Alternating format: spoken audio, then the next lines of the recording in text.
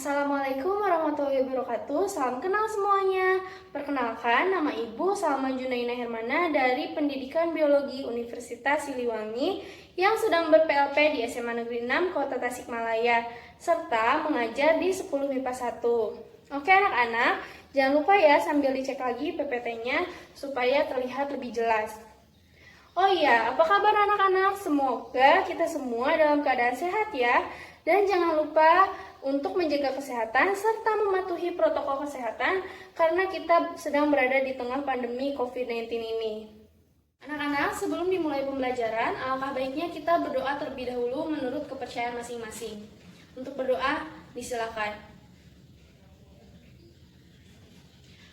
Oke anak-anak, selanjutnya anak-anak jangan lupa untuk mengisi presensi yang telah Ibu sediakan ya. Nah, walaupun kita semua sekarang belajar dengan bersifat daring, tetapi kita semua harus tetap semangat ya untuk melakukan kegiatan pembelajaran ini. Yang masih ingat kita membahas mengenai materi apa? Ya, betul sekali. Kita membahas mengenai materi virus. Dan ada yang masih ingat tidak apa itu virus? Betul sekali, virus itu merupakan organisme yang memiliki ciri-ciri berukuran mikroskopis. Nah, selanjutnya teman-teman tahu tidak? Ada juga organisme yang memiliki ciri-ciri mikroskopis, akan tetapi struktur tubuhnya itu lebih kompleks. Ada yang tahu itu apa? Iya, betul sekali. Itu adalah bakteri. Maka pada pertemuan kali ini kita akan membahas mengenai bakteri. Oke anak-anak, selanjutnya ada kompetensi dasar. Indikatornya 3.5 yaitu mengidentifikasi struktur, cara hidup, reproduksi, kemudian peran bakteri dalam kehidupan. Oke anak-anak, sebelum dimulai pembelajaran, alangkah baiknya kita mengetahui tujuan pembelajaran yang harus dicapai. Yang pertama, peserta didik mampu menjelaskan pengertian bakteri, kemudian mampu menyebutkan ciri-ciri bakteri, kemudian mampu mengidentifikasi struktur bakteri, kemudian mampu mengidentifikasi jenis bakteri gram positif dan bakteri gram negatif, kemudian mampu mengelompokkan cara hidup bakteri, serta mampu membuat laporan tertulis mengenai ciri-ciri bakteri secara keseluruhan. Oke anak-anak, apa yang kalian ketahui mengenai gambar tersebut? Ya, betul sekali, gambar tersebut merupakan bakteri. Nah, untuk yang selanjutnya ada pengertian bakteri. Bakteri ini merupakan organisme uniseluler bersel satu, tidak memiliki membran inti sel atau prokariotik, dan pada umumnya memiliki dinding sel yang tidak berklorofil. Bakteri juga ditemukan pertama kali pada tahun 1674 oleh Anthony van Leeuwenhoek. Beliau adalah seorang ilmuwan dari Belanda, penemu mikroskop lensa tunggal, dan istilah bakteria baru diperkenalkan pada tahun 1928 oleh Ehrenberg. Selanjutnya ada ciri-ciri bakteri. Yang pertama ada ukuran bakteri. Nah, ukuran bakteri itu pada umumnya memiliki diameter sekitar 0,5 mikrometer, namun ada pula yang berdiameter hingga 0,5 mikrometer atau lebih besar daripada sel eukariotik, yaitu 10-100 mikrometer. Nah, contoh bakteri yang berukuran besar adalah Epipiscium viciarsoni, yaitu kurang lebih ukurannya adalah 0,5 mikrometer, dan Thiomargarilla, yaitu kurang lebih ukurannya 0,75 mikrometer. Sedangkan bakteri yang berukuran kecil contohnya Mycoplasma. Nah, ukurannya itu 0,12 mikrometer, bisa dilihat ya pada gambar. Oke anak-anak, selanjutnya adalah bentuk dasar dari sel bakteri. Yang pertama adalah basil yang berbentuk seperti batang, atau bacillus yang artinya batang. Contohnya adalah Bacillus cereus. Ini itu dapat menyebabkan keracunan makanan dan infeksi pada mata. Yang kedua ada Coccus yang berbentuk bulat seperti bola, contohnya Nitrococcus. Nah, bakteri ini yang dapat membantu menyuburkan tanah. Yang ketiga ada Spirillum. Nah, ini itu berbentuk bergelombang seperti spiral ya. Nah, contohnya itu adalah Rhodosophyllum rubrum. Ini itu bakteri fotosintetik yang memiliki pigmen hijau dan pigmen merah. Untuk yang selanjutnya perlu kita ketahui bahwasannya bakteri itu ada yang berupa sel tunggal dan ada pula yang membentuk sebuah agregat atau kumpulan. Nah, bakteri yang berbentuk Vibrio dan Spirillum pada umumnya berupa sel tunggal, sedangkan bakteri yang berbentuk Bacil dan Coccus itu ada pula yang berupa sel tunggal maupun ada pula yang berupa agregat atau kumpulan. Nah, berikut ini merupakan bentuk agregat atau kumpulan bakteri kokus. Yang pertama ada monokokus. Nah, ini bisa dilihat ya gambarnya. Nah, monokokus itu yaitu bakteri yang berbentuk bulat tunggal atau tidak membentuk agregat. Contohnya itu Chlamydia trachomatis. Bisa dilihat gambarnya, ini itu dapat menyebabkan penyakit mata trakoma. Kemudian contoh lainnya ada Chlamydia pneumonia. Nah, bakteri ini dapat menyebabkan penyakit infeksi pada saluran pernapasan. Yang kedua ada Diplococcus. Nah, bisa dilihat ya gambarnya. Diplococcus itu merupakan bakteri yang berbentuk bulat dua-dua. Contohnya Diplococcus pneumonia yang bisa dilihat di gambarnya. Nah, bakteri itu menyebabkan penyakit radang paru-paru pneumonia. Yang ketiga ada Tetracoccus, bisa dilihat. Nah, Tetracoccus itu merupakan bakteri yang berbentuk bulat yang berkelompok 4-4. Contohnya adalah Micrococcus tetragenus dan Pediococcus cerevisiae. Kemudian yang keempat ada Sarkina, yaitu bakteri yang berbentuk bulat yang berkelompok membentuk susunan kubus. Contohnya Sarkina lutea atau bakteri Saproba yang berpigmen kuning. Dan ada pula Triosarkina rosea, yaitu bakteri sulfur. Kemudian yang selanjutnya adalah Streptococcus, yaitu bakteri yang berbentuk bulat yang bergandengan memanjang membentuk rantai. Contohnya Streptococcus lactis adalah bakteri yang menyebabkan rasa asam pada susu. Kemudian Streptococcus mutans. Nah, bakteri itu menyebabkan karies pada gigi atau menyebabkan gigi berlubang. Nah, untuk yang selanjutnya itu ada Streptococcus pyogenes ya. Bakteri itu menyebabkan penyakit mastitis pada kelenjar susu sapi dan dapat menyebabkan penyakit tenggorokan pada manusia. Untuk yang terakhir ada Staphylococcus, yaitu bakteri yang berbentuk bulat yang bergelombol seperti buah anggur. Contohnya Staphylococcus aureus yang dapat menyebabkan keracunan makanan dan infeksi kulit. Kemudian contoh lainnya ada Staphylococcus saprophyticus. Nah, bakteri ini dapat menyebabkan infeksi pada saluran kemih wanita. Dan contoh lainnya ada Staphylococcus epidermis. Ini itu dapat menyebabkan infeksi pada kulit, saluran pernafasan, dan saluran pencernaan. Oke anak-anak, yang selanjutnya ada bentuk agregat atau kumpulan bakteri basil. Yang pertama ada monobasil. Nah, monobasil ini berbentuk batang tunggal. Contohnya adalah Escherichia coli yang merupakan saproba pada usus besar. Yang kedua ada diplobasil. Nah, diplobasil ini yaitu bakteri yang berbentuk batang yang bergandengan dua-dua. Contohnya Moracella lacunata. Ini itu merupakan bakteri yang menyebabkan katarak konjungtiva. Yang ketiga ada Streptobacil, yaitu bakteri yang berbentuk batang yang bergandengan memanjang membentuk rantai. Nah, contohnya itu Streptoacillus muniformis. Nah, bakteri ini terdapat pada tenggorokan tikus dan menyebabkan demam gigitan tikus.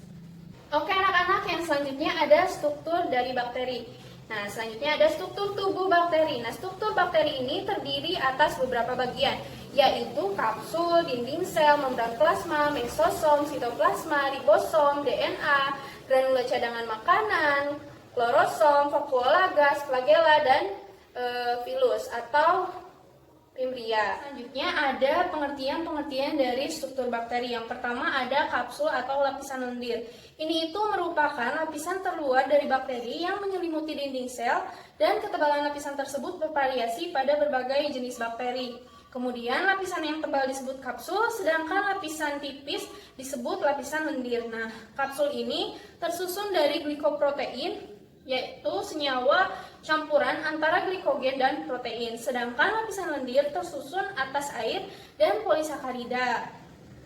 Kemudian, kapsul dan lendir ini berfungsi sebagai pelindung, menjaga sel agar tidak kekeringan, dan membantu pelekatan dengan sel bakteri lain atau pada substrat. Kemudian yang kedua ada dinding sel. Nah, dinding sel ini berfungsi untuk mempertahankan bentuk sel, kemudian memberikan perlindungan fisik dan menjaga sel agar tidak pecah dalam lingkungan yang hipotonis. Kemudian dinding sel ini tersusun dari senyawa peptidoglikan atau suatu polimer yang terdiri atas gula yang berikatan dengan polipeptida pendek. Kemudian lapisan peptidoglikan yang dimiliki itu bervariasi. Ketebalan lapisan peptidoglikan yang dimiliki bakteri bervariasi. Untuk yang selanjutnya ada membran plasma. Nah, membran plasma ini tersusun dari senyawa fosfolipid dan protein yang bersifat selektif, permeable, atau dapat dilewati oleh zat-zat tertentu. Nah, membran plasma ini berfungsi untuk membungkus sitoplasma dan mengatur pertukaran zat yang berada di dalam sel dengan zat yang ada di luar sel. Kemudian yang selanjutnya ada mesosom. Nah, mesosom ini organel yang merupakan penonjolan membran plasma ke arah dalam sitoplasma. Kemudian mesosom ini berfungsi untuk menghasilkan energi, membentuk dinding sel baru saat terjadi pembelahan sel dan menerima DNA pada saat konjugasi. Selanjutnya ada sitoplasma. Nah, sitoplasma ini merupakan cairan koloid yang mengandung molekul organik yang di dalamnya ada lemak, protein, karbohidrat, garam-garam mineral, enzim, DNA, klorosom, atau pada bakteri fotosintetik. Dan ribosom sitoplasma ini berfungsi sebagai tempat terjadinya reaksi-reaksi metabolisme sel. Kemudian ada ribosom. Nah, ribosom ini tersusun di dalam satu sel bakteri dan dapat mencapai ribuan. Misalnya itu pada Escherichia coli yang memiliki sekitar 15.000 ribosom. Yang selanjutnya ada jenis bakteri gram positif dan jenis bakteri gram negatif. Nah, pada tahun 1984, seorang dokter dari Denmark yakni Hans Christian Gram mengembangkan teknik untuk membedakan jenis bakteri berdasarkan ketebalan lapisan peptidogikan pada dinding selnya. Nah, dengan sistem pewarnaan. Nah, ini tuh bakteri diawali dengan zat warna violet dan yodium, kemudian dibilas atau dicuci dengan alkohol dan diwarnai sekali lagi dengan zat warna merah. Apabila bakteri menunjukkan warna ungu, maka dikelompokkan pada jenis bakteri gram positif. Dan bila bakteri menunjukkan warna merah, maka dikelompokkan pada jenis bakteri gram negatif. Nah, bakteri gram positif itu adalah bakteri yang dinding selnya menyerap warna violet dan memiliki lapisan peptidogikan yang tebal. Sedangkan bakteri gram negatif adalah bakteri yang dinding selnya itu menyerap warna merah dan memiliki lapisan peptidoglikan yang tipis. Selanjutnya ada cara hidup bakteri. Nah, agar tetap dapat hidup dan berkembang biak, bakteri itu memerlukan makanan. Nah, berdasarkan cara memperoleh makanan, bakteri dibedakan menjadi dua, yaitu yang pertama ada bakteri autotrof. Nah, bakteri autotrof ini adalah bakteri yang dapat membuat makanannya sendiri dari senyawa anorganik. Kemudian, untuk membuat makanannya, bakteri memerlukan energi. Nah, berdasarkan sumber energi yang digunakan untuk memperoleh makanan, bakteri ini dibedakan menjadi dua, yaitu yang pertama ada fotoautotrof. Nah, ini tuh merupakan bakteri yang dapat membuat makanannya sendiri dengan menggunakan energi yang berasal dari cahaya matahari atau melalui proses fotosintesis.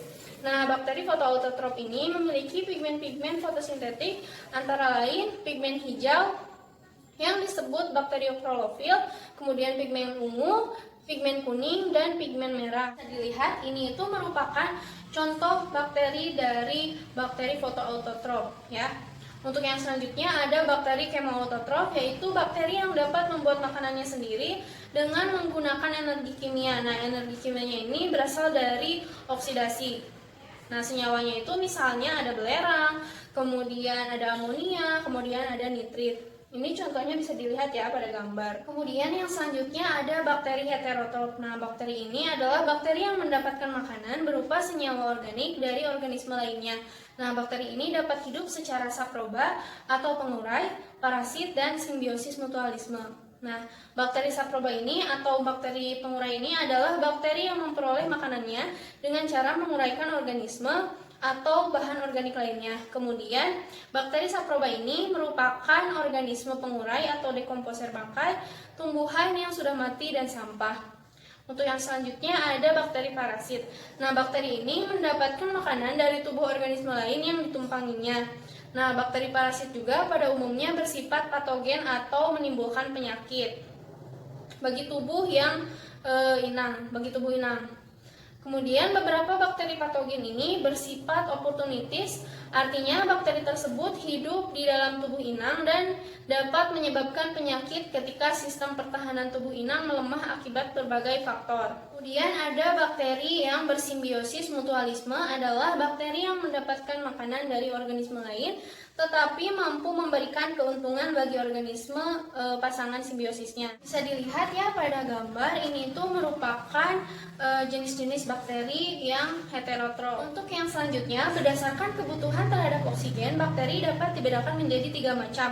Yang pertama ada bakteri aerob. Nah, bakteri aerob ini merupakan bakteri yang membutuhkan oksigen untuk hidupnya. Apabila tidak ada oksigen, maka bakteri ini akan mati. Nah, bakteri ini itu menggunakan glukosa dan zat organik lainnya. Kemudian yang kedua ada bakteri anaerob fakultatif.